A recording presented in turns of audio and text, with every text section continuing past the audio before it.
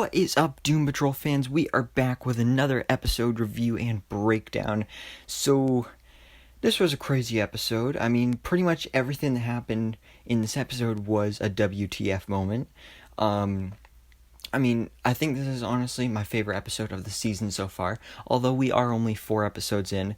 But even though it's my favorite of the season, it's also probably the weirdest and strangest and most random episode of probably the whole series so far. But that's what's so great about Doom Patrol, because that's where it shines. That's what it's good at, really. And in this episode, we got some crazy stuff like the return of Flex Mentallo and the Danizens, Shadowy Mr Evans, the SeX-Men, and so much more. But before I jump into that, just a quick spoiler warning here. If you have not yet seen Doom Patrol Season 2, Episode 4, Sex Patrol. So, this whole episode was based around Danny the Street / Danny the Brick / now Tire, as we see at the end of the episode. But this is basically why the Danizens have returned, because they need to help Danny in their journey of growing again to become a street. So, of course, they throw an epic party to help raise Danny's spirits. And, the party really doesn't get started until we get this scene of Dorothy, and she starts singing as Niles plays the piano. And, this moment was just really sweet. And Abigail Shapiro, who plays Dorothy, great singer. I just love this scene. I can't say enough good things about it. I love seeing the bond and the relationship between the father and daughter of Niles and Dorothy. So I just love seeing little scenes like this, because it was just so beautiful. But speaking of Dorothy, she definitely had an interesting storyline in this episode, because she was actually living isolated underneath Danny the Street, so for so many years there. So now that the Danizens are in the Doom Manor and they're throwing a party for Danny, this is basically her first time actually being at a Danny party, because she would always hear the parties because she was underneath Danny the Street, but now she can actually go to one. So, honestly, you can't blame her that, she snuck out after Niles put her to bed, especially when Candlemaker is trying to persuade her and convincing her that she's not a little girl anymore and she's old enough. So, I really also like how this shows how manipulative a villain Candlemaker is, and that's one of the best qualities in a villain, is if they're super manipulative like this, and that's really going to play interesting in this season. But here we also see that Dorothy realizes the truth about how Danny was her friend, but also basically just her prison. That realization, that what makes her Danny to decide also to move on from being a street and actually become a tire, which I'm assuming they'll probably become like maybe a vehicle at some point. I don't really know. I don't know anything about the comics. I don't know if that's something from the comics. But for now, Danny is Danny the Tire. At least that's how the episode ended. So I don't know if we're going to see Danny or the Danizens return again in this season, but I guess we'll just have to wait and see. But I definitely am excited to see more about this here. Now, we had a couple of characters here in this episode, like Cliff, Vic, and Larry, who only had like maybe 1 or 2 scenes relating to their main storyline. But like for Cliff, literally all he did in this episode was get high on some drugs that he got from the chief. But Vic had a chat with Maura Lee about how life is short, and if he really feels the way he says he feels about Roni, then he should just pursue her and be with her. He likes her, so start an actual relationship and be together. But then as for Larry, he had one of the best, funniest parts of the episode, in my opinion, when Rita was trying to get him to dance, and then when she finally convinced him. This was actually like a big reference here. When he started dancing, he actually started doing the Bat-Tusi, which, for those of you that don't know, in the Batman's 1966 show with Adam West, that's like an iconic meme from that show, because there was an episode where Batman was dancing and he was doing the Bat-2C, and it was like this crazy dance. But ever since that episode aired, there's been so many references and, I guess mockings of it in DC, fandom and stuff, and we see it here that Larry is doing the Bat-2C, so that was a great reference. I loved seeing that. But then as for his actual story, I say the big part for his storyline in this episode is that at the end of the episode, during a conversation between Larry and Vic, it's actually teased that Larry will go pursue help just like Vic did, because we know that Vic, he went out and he went to a support group, and that's where he met Roni. So maybe Larry's gonna try that as well. I don't know, but it sounds like he's definitely leaving Doom Manor, at least for an episode or two, just to find some help, I guess. I don't know if that will be like with his family or something, with his son Paul, I don't know, but it'll be definitely interesting to find out. Now, we also have Jane in this episode, who had a little bit of a bigger part than like Vic and Cliff and Larry, but in this episode, we got introduced to another new personality that we have not yet met before, and her name is Scarlet Harlot, and I have to admit, I really like this personality. She's very seductive, and she's a party girl and everything, and I really like this personality.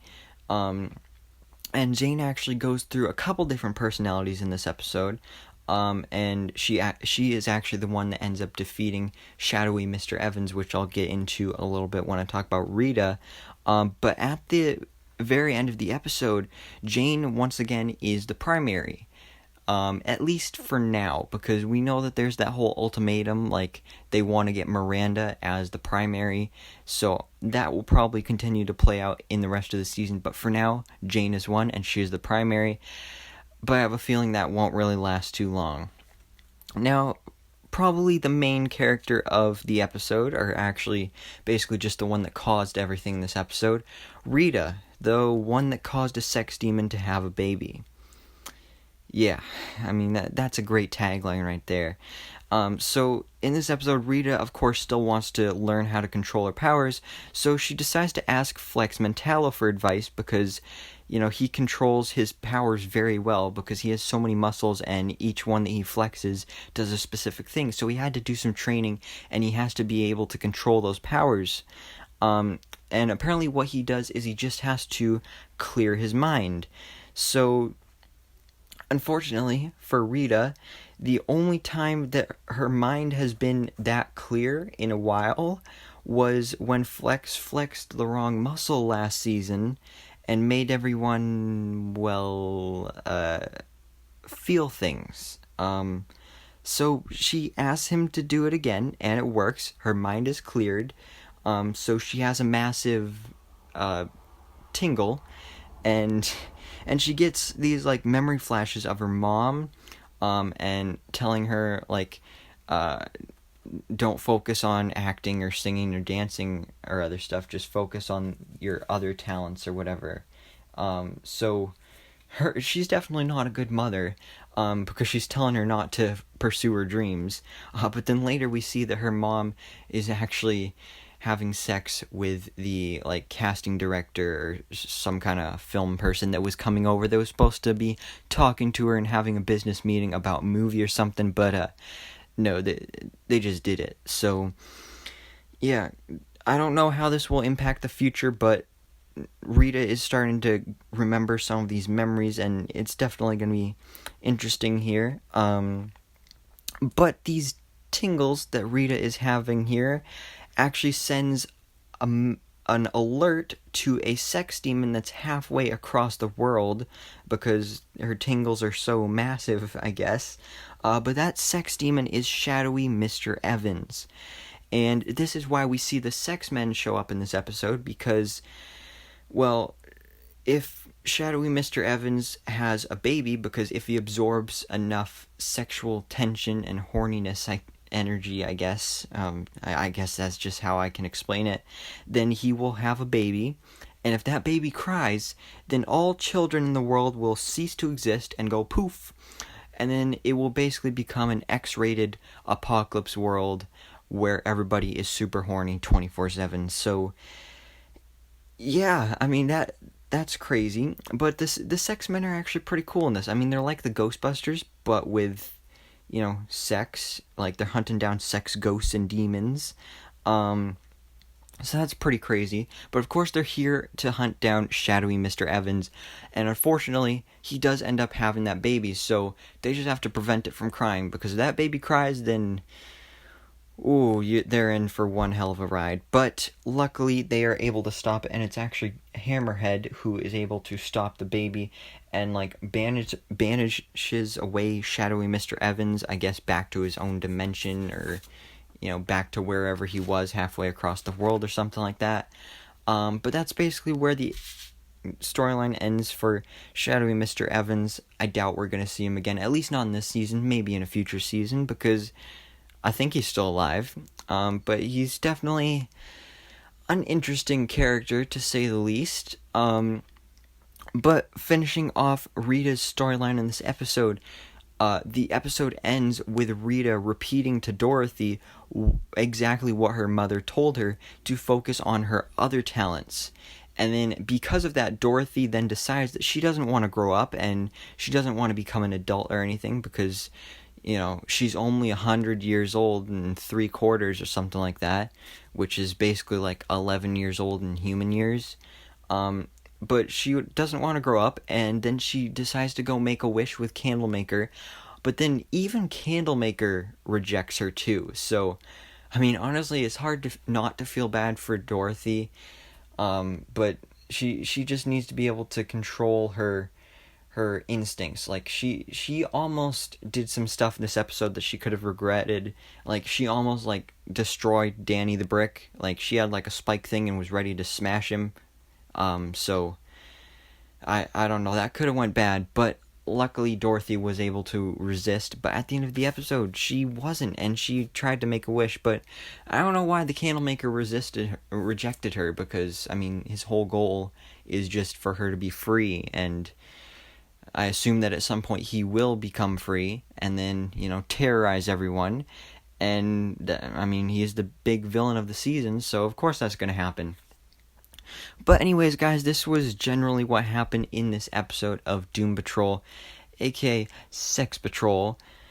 Definitely a strange, random, but very, very good episode of Doom Patrol, because this is where Doom Patrol shines, when it gets weird and funky like this. I love this episode. Like I said, my favorite episode of the season so far. But what did you guys think about this episode? Please let me know all your thoughts and theories down in the comments below. Please drop a like if you enjoyed the video, and hit that subscribe button so I can keep you up to date on everything that goes on in the DC life.